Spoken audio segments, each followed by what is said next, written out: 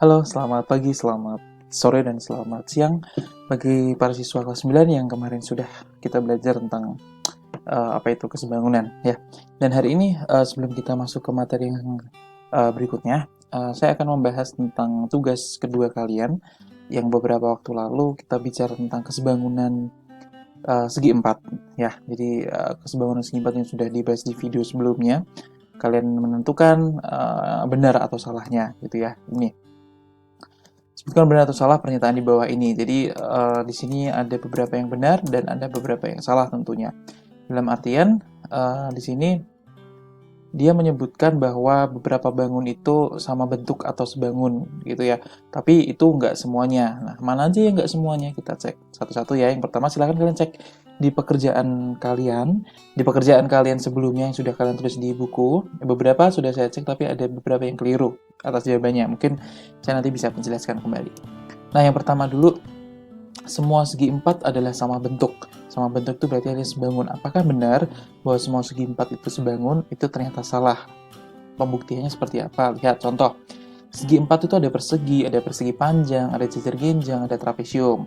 Nah, kalau di situ kalimatnya semua segi empat adalah sama bentuk, itu berarti salah. Kenapa? Contoh, segi empatnya itu ada persegi panjang dan ada trapesium. Ternyata walaupun sama-sama segi empat, mereka sudutnya ternyata beda.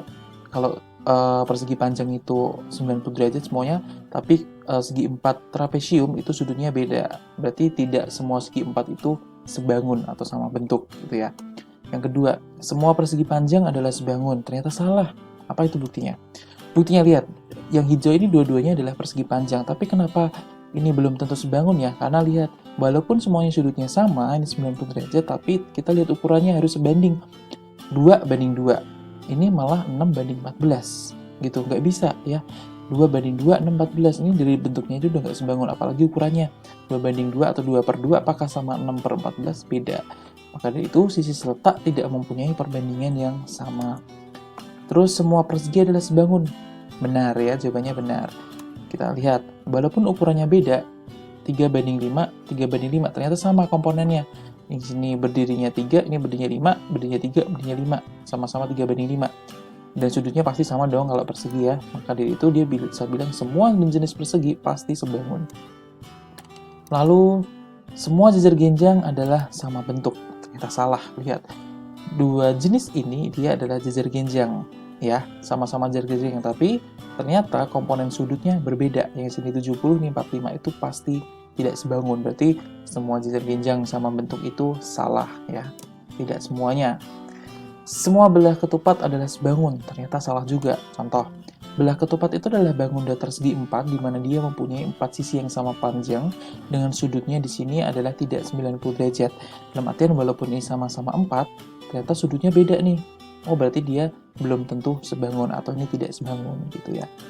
Semua trapesium adalah sebangun. Oke, trapesium itu ada dua jenis. Yang pertama, trapesium siku-siku, yang kedua ada trapesium sembarang atau trapesium ini. Kalau ini misalkan saya kasih tanda di sini, dia bisa disebut trapesium sama kaki. Tapi kita lihat sudutnya ternyata beda, itu udah pasti nggak sebangun. Walaupun sama-sama trapesium, belum tentu sebangun gitu ya. Walaupun ada trapesium yang sebangun gitu. Semua segitiga adalah sebangun. Nah, kita lihat buktinya apa? Ternyata segitiga itu udah banyak sekali jenisnya. Ada segitiga siku-siku, ada segitiga sembarang, ada lancip, ada tumpul gitu kan. Ternyata statement semua segitiga adalah sebangun itu salah, belum tentu gitu ya. Karena sudut seletaknya tidak sama. Terus berikutnya, semua segitiga sama kaki adalah sebangun. Salah juga. Buktinya apa? Lihat. Sama-sama 4 cm. Nih, sama-sama 4 cm. Yang membedakan adalah komponen kedua, yaitu sudut. Sudutnya ternyata beda. Itu pasti tidak sebangun. Ya, kecuali 65, ini 65, oh pasti sebangun. Terus ini 65, ini 65, ini 8, ini 8, sebangun juga gitu ya. Yang penting ada kesamaan sudutnya. Terus sama sisinya itu sebanding gitu. Semua segitiga sama sisi adalah sebangun. Benar. Bagaimana bisa benar? Lihat. Segitiga sama sisi itu semua sisinya sama. Pasti 3, 3, 3, atau ini 6, 6, 6, 6. Kita lihat sebanding nggak? Komponen pertama dulu. 3:6, 3:6, 3:6. Semuanya sama, berarti sebangun. Sebanding. Terus kita lihat sudutnya. Sudutnya pasti 60 derajat. Kenapa? Karena segitiga sama sisi, segitiga itu 180 derajat, ada 3 sudut, berarti 180 bagi 3, satunya adalah 60 derajat. Semua sama. Gitu ya. Berarti ini pasti sebangun. Semua lingkaran adalah sebangun, benar ya. Semua lingkaran itu pasti sebangun. Jari-jarinya beda, tapi sudutnya selalu 360 derajat, itu pasti sebangun. Oke, itu pembahasan tentang tugas. Sebelumnya, kita akan masuk ke materi berikutnya, yaitu tentang kesebangunan dari segitiga. Nah, untuk review dulu, untuk kesebangunan itu sendiri, syarat sebangun itu ada 2 syarat yang harus dipenuhi. Yaitu yang pertama, sudut-sudut yang bersesuaian itu harus sama besar. Yang tadi saya bilang, yang letaknya sama itu harus besar. Terus panjang sisi yang bersesuaian mempunyai perbandingan yang sama, ya. Tidak harus angkanya sama, tapi semua sisinya itu kalau dibandingin sama, ya. Contohnya ini, gambar di atas menunjukkan 2 jari genjang yang sebangun. Misalkan sini 4, sini 2 boleh. Tapi misalkan di sini 8, berarti sini 4, dibagi 2 semuanya misalkan. Terus sudutnya juga harus sama semuanya berarti ya. Sama ini dan ini harus sama. Kemudian, gambar di atas menunjukkan 2 jari genjang yang sebangun. Syaratnya terpenuhi, sudut A itu sama dengan sudut E di sini. Sudut B sama dengan sudut F, sudut C sama dengan sudut G, dan sudut D sama dengan sudut H. Lalu panjang sisi yang bersesuaian mempunyai perbandingan yang sama. Bersesuaian itu maksudnya apa? Bersesuaian itu maksudnya berarti AB dibandingkan dengan EF, ya kan? Terus BC dibandingkan dengan FG, GH, sorry ini harusnya ini dulu, CD dulu ya. CD itu harus dengan GH, lalu DA itu harus dengan EH. Yang ini saya ralat kebalik. Ini CD-nya harusnya yang di atas, gitu ya. Ya, yang penting perbandingannya semuanya sama. Kalau 1:2, 1:2 semuanya. 3:4, 3:4 semuanya. Gitu. Itu namanya sebangun. Nah, kalau segitiga gimana? Kalau segitiga, karena sisinya ada 3, berarti syaratnya berarti nanti pasti ada 3 yang harus dipenuhi. Contoh, sudut-sudut yang bersesuaian pada 2 segitiga di atas adalah sama. Sudutnya pasti sama. Sudut A sama dengan sudut D, sudut C sama dengan sudut F, dan sudut B sama dengan sudut E. Walaupun nanti misalkan segitiga yang kedua ini diputer seperti apa, tapi kan harus jeli ya, yang mana sudut yang sama, yang mana sisi yang bersesuaian. Nah, jika segitiga ABC dan DEF2 ini sebangun, maka panjang sisi yang bersesuaian itu harus punya perbandingan yang sama. Contoh AB ini dia akan sebanding dengan DE. Kemudian BC dia akan sebanding dengan EF. Lalu AC itu akan sebanding dengan DF, gitu ya. Pasti ada 3 yang harus terpenuhi, harus banding. Nah, lalu bagaimana dengan yang ini? Nah, sifat-sifat sebangun itu ada beberapa. Kita coba yang pertama dulu. Sifat yang pertama. Sifat yang pertama itu jika ada satu buah segitiga besar dan ada satu segitiga kecil yang di bawahnya. Ini kelihatannya satu segitiga, tapi sebenarnya kita bisa uraikan. Sebentar ya. Saya cari pen saya dulu. Nah, sebenarnya itu bisa kita uraikan. Itu ada 2 buah segitiga seperti ini. Ini segitiga yang atas ya. Maaf, saya gambarnya rada nggak beraturan karena saya nggak pakai penggaris. Ini D, ini E. Sebenarnya ini yang atas kecil ini, ya kan?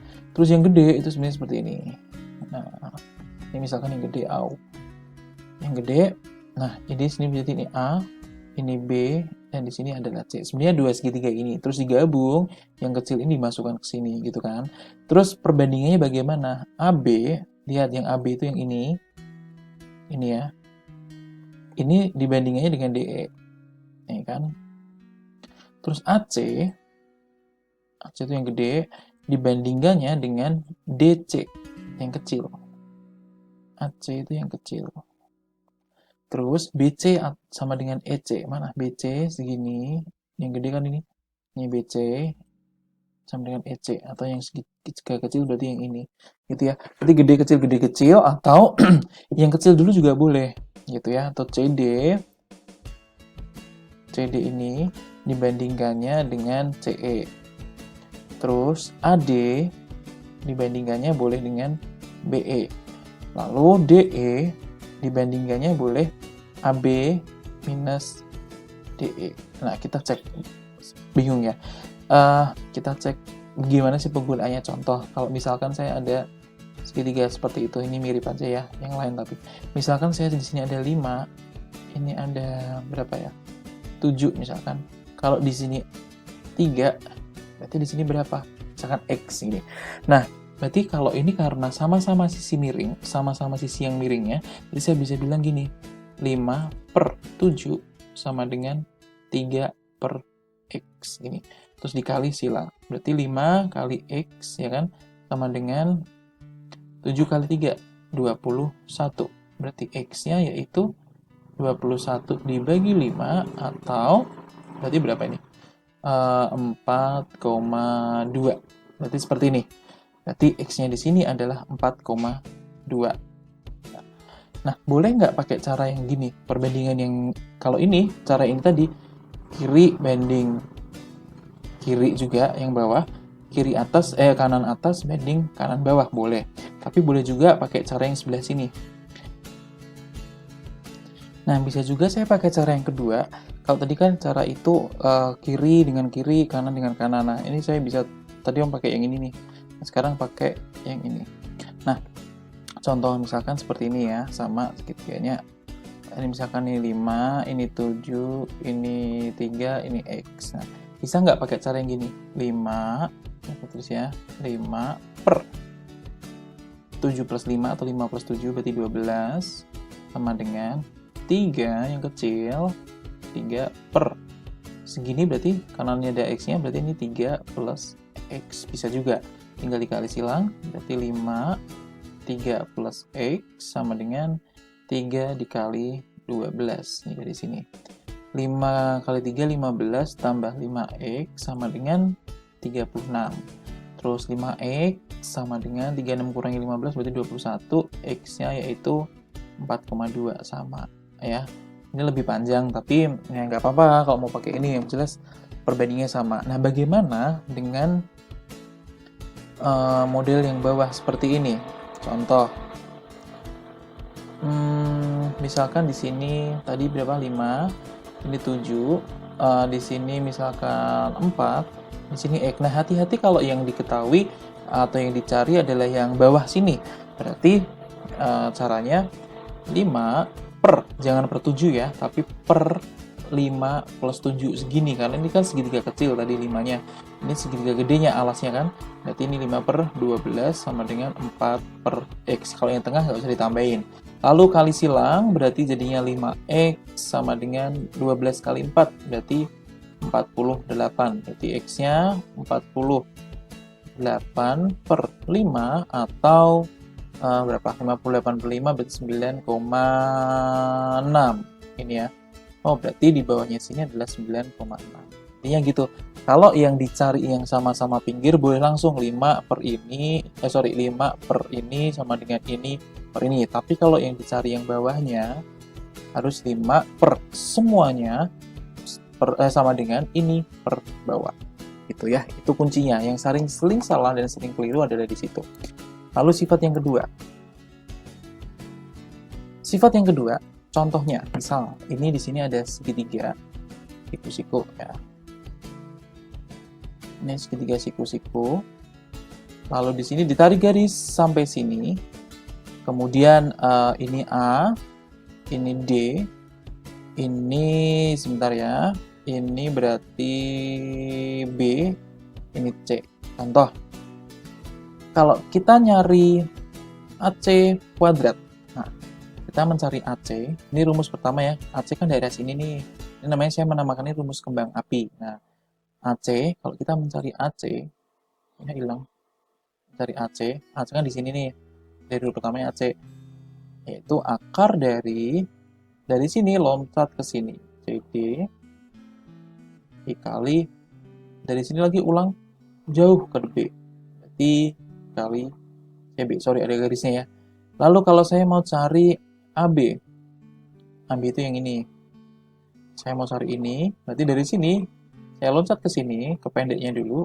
Berarti akar dari BD dikali, kembali lagi ke sini, loncat ke jauh ke sana. Kali BC atau CB, boleh. Sekarang gimana rumus yang terakhir kalau saya cari AD? Kalau AD berarti AD kan di tengah-tengah nih. Berarti kanan kiri aja.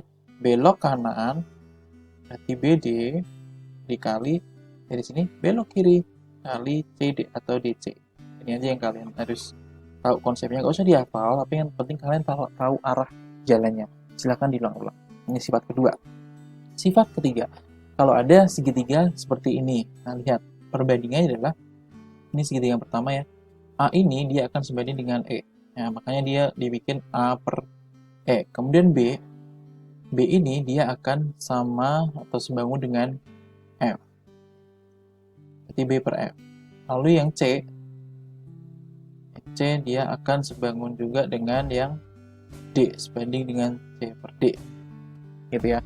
Kalau ada segitiga, rumus segitiga seperti ini, entah itu nanti bentuknya seperti ini, ya, atau seperti apa, yang penting ini kan sudutnya sama, ini nanti ada sudutnya sama juga, itu berlaku seperti itu.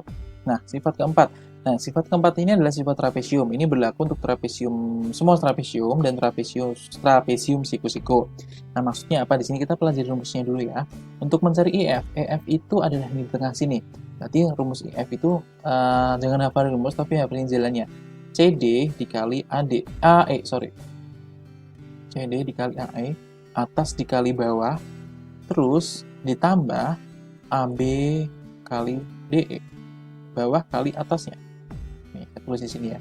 Terus dibagi ini ditambah ini. Contoh, misalkan saya ada trapesium di sini, misalkan 4, ini 6, ini berapa ya? 8, ini misalkan 12. Berapakah panjang ini? Ini kan EF-nya tuh. Ya kan saya bilang EF ya. Langsung aja nggak usah tulis rumusnya, atau mungkin kalian tulis hurufnya boleh. Berarti atas kali bawah, berarti 8 kali 6 ditambah 12 kali 4 per 4 tambah 6. Ini ditulis 8 kali 6 48 ditambah 12 kali 4 itu 48 juga, per 4 tambah 6 10. Berarti 96 per 10 atau 9,6. Berarti di sini adalah 9,6. Itu rumusnya. Tergantung nanti yang dicari yang mana, yang penting selalu masukkan ke rumus dulu, baru mencari atau mengotak-atik yang lainnya. Nah, ini untuk pertemuan berikutnya, ini tentang kongruen, tapi kita pelajari yang penting rumus 4 sifat ini tadi yang kalian pelajari, gitu ya. Oke, silahkan kalian ini semua tadi kalian ulangi lagi, kalian catat di buku catatan, karena ini selalu keluar di dalam ujian, ya, selalu ada, selalu soalnya, selalu muncul ujian nasional atau ujian sekolah, walaupun tidak ada ujian nasional, tapi PTS, UAS, ujian sekolah, ujian semester pasti 4 sifat ini keluar. Jadi tolong dipelajarin, nanti saya kasih contoh soalnya, sekarang kalian catat ini secara rapi, karena untuk PTS nanti kalian bisa belajar dengan baik, gitu ya. Ini dari saya, silahkan selamat belajar, silahkan dicatat dengan rapi, dengan tulisan yang bagus, boleh stabilo atau boleh kreasi kalian masing-masing. Terima kasih, selamat pagi.